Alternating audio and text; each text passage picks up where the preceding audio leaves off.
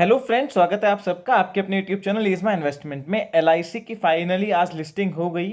Friends, हम तो पिछले 3 महीने के आसपास में हमने 4 से 5 वीडियो अपने चैनल पे डाली है और ये बात मल्टीपल टाइम आपको कही है कि एलआईसी के आईपीओ में हमें नहीं लगता कि कोई बड़ा पैसा बनेगा और इवन जो है लिस्टिंग डिस्काउंट पर हो सकती है। काफ़ी टाइम से हम अपने चैनल पे ये बात कर रहे हैं। फ्रेंड्स, आज के इस वीडियो में हम बात करने वाले हैं कि खराब लिस्टिंग के बाद क्या होल्ड करें या बेच कर निकल जाएं, या और नीचे आता है तो एवरेजिंग या फ्रेश पोजीशन बनाने की सोचें। इसके अलावा मैक्वेरी की एक रिपोर्ट आई है जो 1,000 रुपये का टारगेट जो है एलआईसी पर दे रहे हैं। उस रिपोर्ट में क्या क्या बातें उन्होंने कही हैं उस बारे में भी बात करेंगे। फ्यूचर आउटलुक एलआईसी का क्या है लॉन्ग टर्म के लिए, डिटेल में इस बारे में इस वीडियो में हम बात कर रहे हैं। फ्रेंड्स, 5% के डिस्काउंट के आसपास स्टॉक लिस्ट हुआ था, 903-4-5 रुपये के आसपास। वहां से भी सेलिंग प्रेशर देखने को मिला। 875 रुपये की क्लोजिंग है। हालांकि 52 वीक लो जो है 860 रुपये के आसपास का है, पर अगर हम माने तो दिल के लोअर पॉइंट के आसपास की जाकर ये बंद हुआ है, क्योंकि वो सिर्फ स्क्रीन पर दिखा है। दिन भर जो है 880-890 के आसपास ट्रेड करता रहा और थोड़ी सी सेलिंग जो है क्लोजिंग टाइम पे देखने को मिली। 875 रुपये के आसपास जो है स्टॉक बंद हुआ है। तो ऐसे में फ्रेंड्स जो है ऑलमोस्ट किसी भी कैटेगरी में आपने लगाया हो, 60 रुपये का मैक्सिमम डिस्काउंट पॉलिसी होल्डर पे था, 13-14 रुपये का लॉस उनको भी हो रहा है। रिटेल इन्वेस्टर को भी जो है 3-4% का लॉस यहाँ पर है। सबको अलॉटमेंट मिला है, सबको लॉस हो रहा है। तो फ्रेंड्स, ऐसे में क्या होल्ड करें, बेचकर निकल जाएं लॉस में ही? फ्यूचर आउटलुक क्या है, मैक्वेरी की रिपोर्ट, सबके बारे में बात करते हैं। फ्रेंड्स, एलआईसी के आईपीओ में मैंने अपनी पिछली वीडियोस में ये बात करी थी कि ज़्यादातर नए इन्वेस्टर, ये जो फर्स्ट टाइम स्टॉक मार्केट में पैसा लगा रहे हैं, वो इन्वेस्टर हैं और उनके पास खुद की नॉलेज तो है नहीं कि वो डीआरएसपी पढ़ेंगे, वैल्यूएशंस देखेंगे, कंपेयर करेंगे, फंडामेंटल्स देख के इन्वेस्ट कर रहे हैं। वो इन्फ्लुएंस हुए हैं ज़्यादातर जो है मीडिया से। जिस तरह का यूफोरिया मीडिया ने क्रिएट किया है इस आईपीओ को लेके, वो वाकई में उनकी इंटीग्रिटी वहाँ पर क्वेश्चनेबल है। कुछ एंकर जो अपने आप को कहते हैं कि हम सबसे बड़े इन्वेस्टर्स को एजुकेट करने वाले बंदे हैं, लगातार ब्लाइंडली रिकमेंड करे जा रहे हैं। एक बार इतनी भी बात नहीं बोल रहे हैं कि यहाँ पर लिस्टिंग के चांसेस नहीं है। और आप लिस्टिंग के बाद एक बार देख सकते हैं, काफ़ी सारे आईपीओस को लेके काफ़ी सारे एंकर्स ये बात बोलते हैं जहाँ पे कन्विक्शन नहीं है। पर एलआईसी में ऐसा क्या चीज़ उनको प्रेशराइज कर रही थी कि कोई भी जो है अनबायस्ड एडवाइस देने को तैयार नहीं था। जितनी भी रिसर्च रिपोर्ट मैंने पढ़ी है, सो कॉल्ड एंकर्स एनालिस्ट को मैंने देखा है, उनकी वजह से जो इस आईपीओ में ट्रैप हुए हैं वो रिटेल इन्वेस्टर हैं। मतलब एटलीस्ट इतना भी जो है, जिनको लोग सबसे ज़्यादा फॉलो करते हैं, वो ये भी नहीं बोल पा रहे हैं कि आप एक बार जो है लिस्टिंग हो जाने के बाद देख लीजिए। ये कोई ऐसी कंपनी तो है नहीं कि 4-5 गुना 2 गुना लिस्टिंग पर ही हो जाएगी। आगे भी बहुत स्टेक सेल होनी है, तो मौके यहाँ मिलेंगे। इतना भी नहीं, इन्वेस्ट कर लो, ठीक है। अपनी इंटीग्रिटी इंसान की अपने साथ होती है और हर एक इंसान फ्री है स्टॉक मार्केट में अपने एनालिसिस शेयर करने के लिए। फ्रेंड्स, मैक्वेरी की जो रिपोर्ट आई है वो लिस्टिंग से पहले ही आ गई थी। 1,000 रुपये के आसपास का टारगेट दिया है, न्यूट्रल की रेटिंग उन्होंने दी है।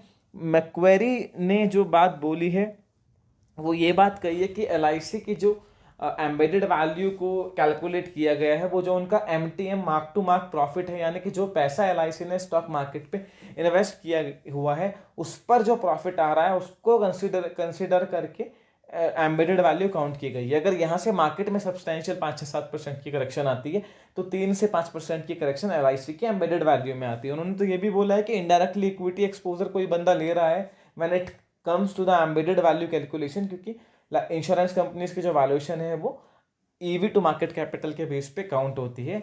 कोई खास जो है पॉजिटिव पॉइंट वहां पर जो है मैक्वेरी ने हाईलाइट नहीं किया है।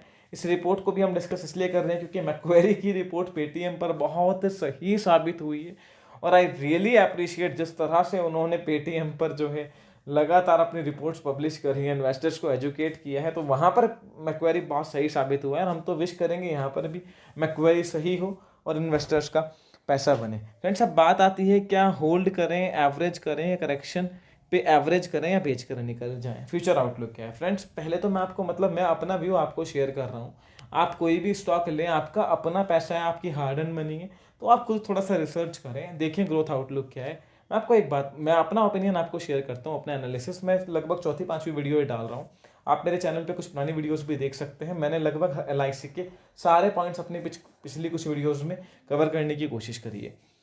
फ्रेंड्स, यहाँ पर एक सीधा सा फंडा है कि कोई ये स्टॉक ऐसा तो है नहीं कि अगर आप 5-6 साल होल्ड कर भी लो तो बहुत बड़ा पैसा आपका बना दे।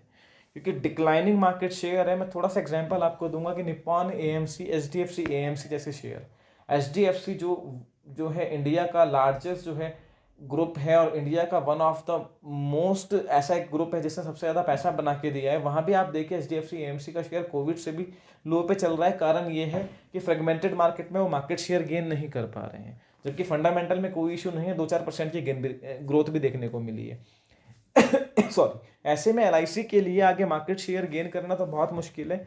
डिक्लाइन मार्केट शेयर होना है, ये आपको भी पता है, मुझे भी पता है, पिछले 10 साल का पैटर्न भी दिखा रहा है। और सारे कंसर्न्स ऑलरेडी हमने पिछले वीडियो में आपको साथ शेयर करे हैं। तो एलआईसी कोई ऐसा फंडामेंटली तो है नहीं कि यहाँ से जो है आपको जो है 15-20% के सीएजीआर की ग्रोथ देखने को मिलेगी और स्टॉक 5-6 साल में भी डबल ट्रिपल के रिटर्न आपको दे सकता है। अगर सब कुछ चीज़ें इसके साथ अच्छी चली भी तो आप समझिए बहुत नॉमिनल रिटर्न आपको यहाँ मिल सकते हैं। और जिस तरह के फंडामेंटल्स पिछले 4-5 साल के रिटर्न्स हैं, जिस तरह की ग्रोथ है, डिग्रोथ हुई है, वहां पर करेक्शन के चांसेस भी पूरे पूरे हैं। तो रिस्क टू रिवॉर्ड किसी भी तरह से फेवर में नहीं है। कुछ ऐसा कुछ भी नहीं है जिसे होल्ड करके आप बड़ा पैसा कमा लो। स्टॉक मार्केट में आप इन्वेस्ट करते हो तो हमेशा आप ग्रोथ की तरफ देखते हो, लॉन्ग टर्म में एक अच्छे रिटर्न की तरफ देखते हो।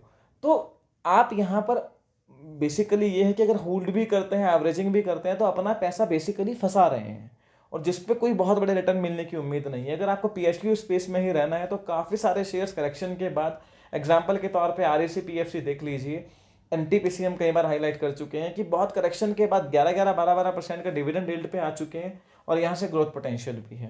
हालांकि ये कोई इन्वेस्टमेंट एडवाइस में ये नहीं कह रहा हूँ कि इसे बेच के आप बोल लो, मैं आपको एक एग्जाम्पल दे रहा हूँ।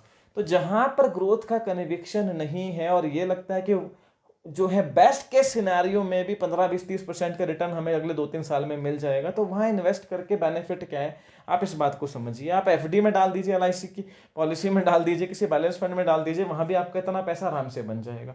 और यहाँ पर सबसे बड़ी बात है कि जिस तरह से मार्केट शेयर डिक्लाइन हो रहा है, जिस तरह से वैल्यूएशंस यहाँ पर शेयर के हैं, तो यहाँ पर करेक्शन के चांसेस भी जो है उससे ज़्यादा हैं।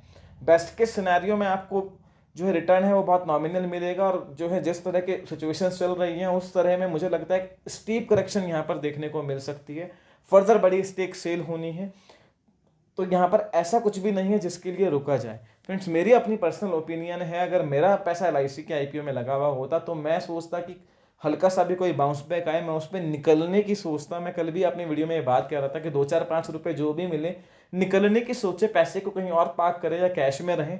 मार्केट में अपॉर्चुनिटीज़ की कमी नहीं है, यहाँ ऐसा कुछ भी नहीं है जो आप शॉर्ट मीडियम लॉन्ग टर्म में कोई बड़ा पैसा यहाँ पर बना लें। हाँ, लॉस होने के चांसेस आपको पूरे पूरे हैं। फर्दर आपकी कोई भी क्वेरी इस वीडियो को लेकर हो, feel free to ask me in the comment section. Video पसंद आई है लाइक कीजिए, दोस्तों के साथ शेयर कीजिए, आपके अपने YouTube channel is my investment को सब्सक्राइब करना ना भूलें। Thank you.